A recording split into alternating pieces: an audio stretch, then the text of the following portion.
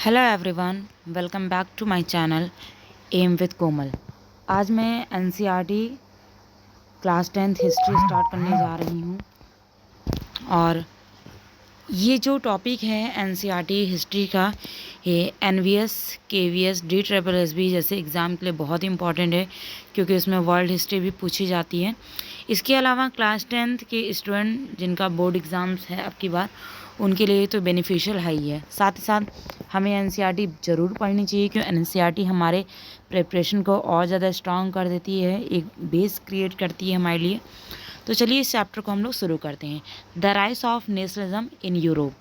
तो इस चैप्टर में यूरोप पूरे कॉन्टिनेंट में किस तरीके से नेशनलिज्म स्टार्ट हुआ, ये बात बताई गई है। तो जो भी आगे नेशनलिज्म की फीलिंग है उसे पढ़ने से पहले हमें इस चैप्टर की स्टार्टिंग इस सीनरी से करनी है। ये सीनरी आप एनसीईआरटी बुक में भी देख सकते हैं, स्टार्टिंग में ही दिखेगी आपको। तो ये जो सीनरी है ये 1848 में फ्रेडरिक सोरियो ने बनाई थी। इस सीनरी को फ्रेडरिक सोरियो ने बनाया था, और इस सीनरी के थ्रू उन्होंने अपने ड्रीम वर्ल्ड को विजुलाइज करने की कोशिश की थी। तो जो भी इसमें इन्होंने बातें बताई कि किस तरीके से जो सारी यूरोप कॉन्टिनेंट की सारी कंट्रीज़ हैं, एक लंबे मार्च में स्टैचू ऑफ लिबर्टी के सामने से हो करके होमेज पास करते हुए आगे बढ़ रही हैं। तो मतलब एक तरह से डेमोक्रेसी को, सोशलिज्म को और इक्वलिटी को फॉलो कर रही हैं। तो उस समय में इस तरह की बात करना एक बहुत ही इम्पॉसिबल वाली चीज़ थी, यानी कि एक आप बोल सकते हो कि एक यूटोपियन विज़न था। यूटोपियन विज़न ये होता है कि जब हम जिस चीज़ की बात कर रहे हैं उस समय वो बिल्कुल भी किसी भी तरह से पॉसिबल ना हो पाना। जैसे कि अगर हम आज की बात करें तो प्रेजेंट टाइम में अगर हम बात करें कि कोई ऐसा वर्ल्ड होगा जहाँ पास लोग जब चाहते होंगे तब उड़ करके पहुंच जाते हैं कहीं भी, ना उन्हें कोई बस करने की ज़रूरत है ना ट्रेन करने की ज़रूरत है, उड़ करके चले जाएंगे। तो हो सकता है कि फ्यूचर में कोई ऐसी टेक्नोलॉजी डेवलप हो जाए कि सभी के पास पर्सनली अपना कुछ ऐसा हो कि जिससे उड़ करके हम जा सके दूसरी जगह, लेकिन प्रेजेंट टाइम में ये पॉसिबल नहीं है। तो ऐसे विज़न को हम लोग यूटोपियन विज़न कहते हैं। तो फ्रेडरिक सोरियो ने इस सीन में यही चीज़ दिखाने की कोशिश की, एक यूटोपियन विज़न दिखाने की कोशिश की। तो 1848 में फ्रेडरिक सोरियो, जो कि एक फ्रेंच आर्टिस्ट थे, उन्होंने मतलब सीरीज़ बनाई थी, 4 प्रिंट्स की एक सीरीज़ बनाई थी, जिसमें कि ये एक है। और इन्होंने इस सीरीज़ को डेमोक्रेटिक एंड सोशल रिपब्लिक के नाम से बुलाया, डेमोक्रेटिक एंड सोशल रिपब्लिक कहा।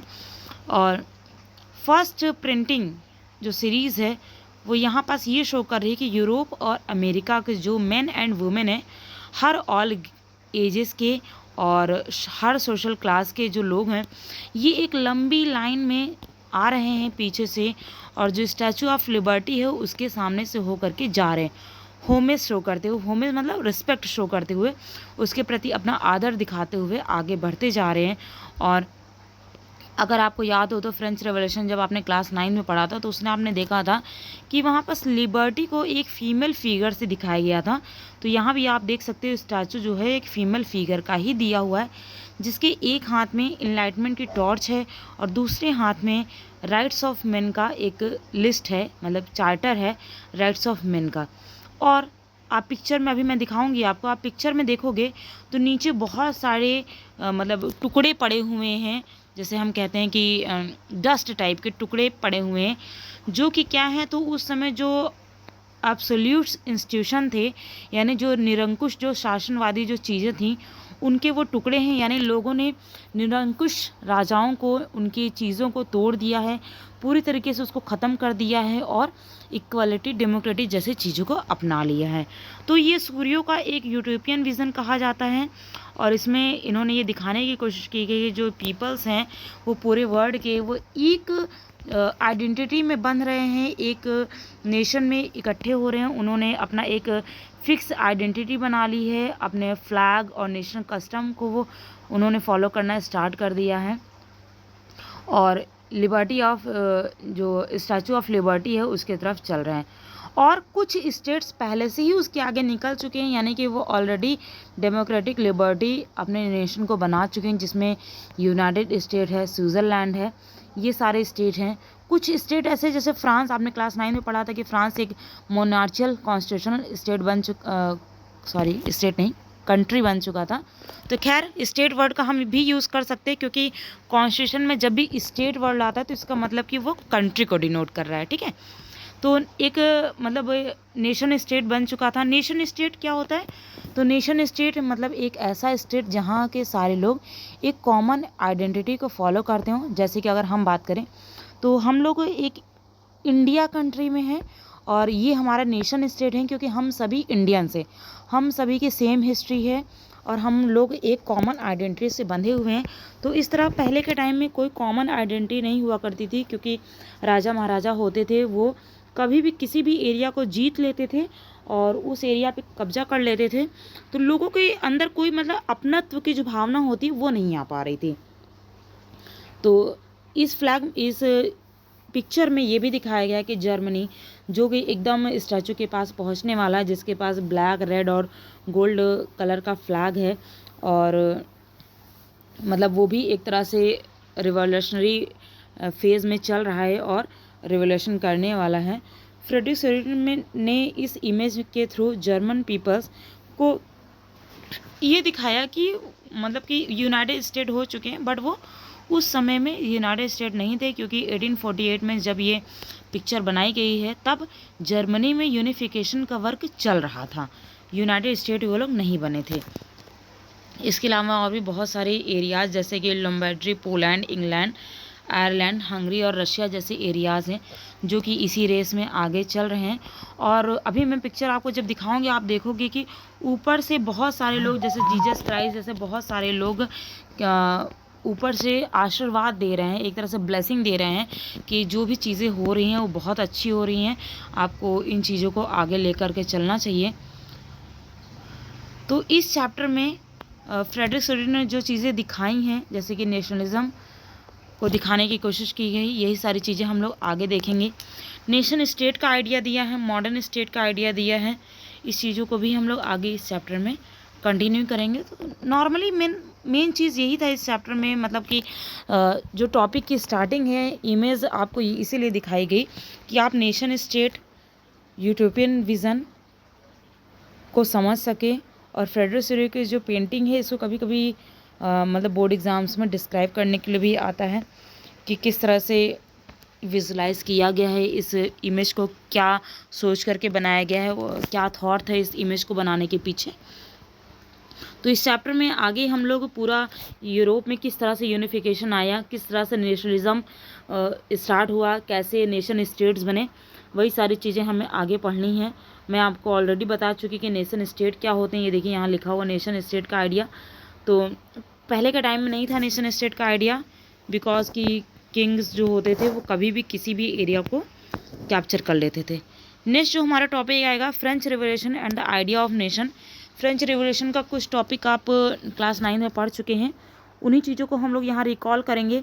और जो फ्रांस का रिवॉल्यूशन था ना, वो पूरे वर्ल्ड के लिए एक आप कह सकते एग्जाम्पल था कि जिसके थ्रू और भी पूरे वर्ल्ड में रिवॉल्यूशन फैला, लोगों को आइडिया मिल पाया कि किस तरीके से हमें आगे काम करना चाहिए, किस तरीके से हम एक नेशन स्टेट बन सकते हैं, अपने आप को फ्री करा सकते हैं, सभी को इक्वालिटी मिल सकती है, सभी के राइट्स हो सकते हैं। तो एक मतलब मॉडल था कह सकते हैं आप। तो पहले हम लोग फ्रेंच रिवॉल्यूशन को थोड़ा सा पढ़ेंगे और उसके बाद आगे जो भी क्लासेस हैं उसको कंटिन्यू करेंगे। तो इसके बाद के जो मतलब चैप्टर का जो आगे का हिस्सा है वो मैं आपको नेक्स्ट पार्ट में प्रोवाइड करूँगी, और हम लोग हर पार्ट में एक टॉपिक को क्लियर करेंगे। जैसे मैंने आज आपको जो फ्रेडरिक शोरिडन ने जो पिक्चर बनाई उसको मैंने समझाया, नेक्स्ट क्लास में हम लोग फ्रेंच रिवॉल्यूशन के पूरे ये जो भी टॉपिक है देख सकते हो आप, ये पूरा पढ़ेंगे। नेक्स्ट उसके बाद हम लोग the making of nationalism in Europe, मतलब इस तरह जितने भी नंबरिंग दिया 1 2 3 4 5 ये मैं अलग अलग वीडियो में आपको प्रोवाइड करूँगी। तो एक बार मैं पिक्चर आपको लास्ट में फिर से दिखाना चाहती हूँ, ये पिक्चर आप देख सकते हो। इस पिक्चर में ये आप देख रहे हैं कि ये जो ऊपर से लोग हैं ये ब्लेसिंग दे रहे हैं कि जो भी चीज़ें हो रही है, मतलब ये लोग जो आगे बढ़ रहे हैं, ये आपका स्टैचू ऑफ लिबर्टी है, इसके एक हाथ में इनलाइटमेंट की टॉर्च और दूसरे में चार्टर है राइट्स ऑफ मैन का।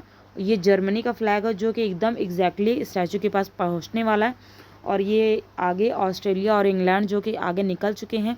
इसी के रेस में पीछे बहुत सारे लोग हैं जो कि लिबर्टी के सामने अपना होमेज देते पास करते हुए आगे चल रहे हैं।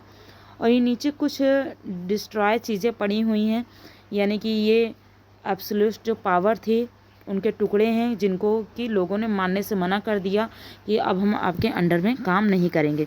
तो इस तरह से इस इमेज को विजुलाइज किया गया है। यहाँ एक तरीके से इक्वालिटी, लिबर्टी, फ्रीडम, नेशनलिज्म और नेशन स्टेट की बात की गई है। सो स्टूडेंट, आई होप आज का लेक्चर आपको समझ में आया होगा। अगर अच्छा लगा तो please like to my video and subscribe to my channel. और अगर आप शेयर करना चाहें तो अपने फ्रेंड्स के बीच में इसको शेयर भी कर सकते हैं। कोई भी क्वेश्चन हो इससे रिलेटेड तो आप मुझसे पूछ सकते हैं। इस हेडिंग से आपके 1 मार्क्स से क्वेश्चन बहुत ज़्यादा आते हैं। बाई चांस कभी लॉन्ग में भी इस इमेज को मतलब क्लियर करने के लिए, डिस्क्राइब करने के लिए पूछ लिया आता है। नॉर्मली ये आता है कि ये पिक्चर किसने बनाई, तो याद रखिएगा फ्रेडरिक सोरियो ने बनाई। कब बनाई? 1848 में बनाई।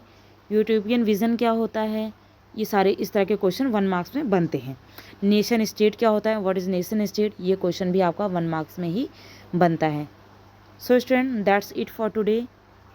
Thank you to all. Bye bye.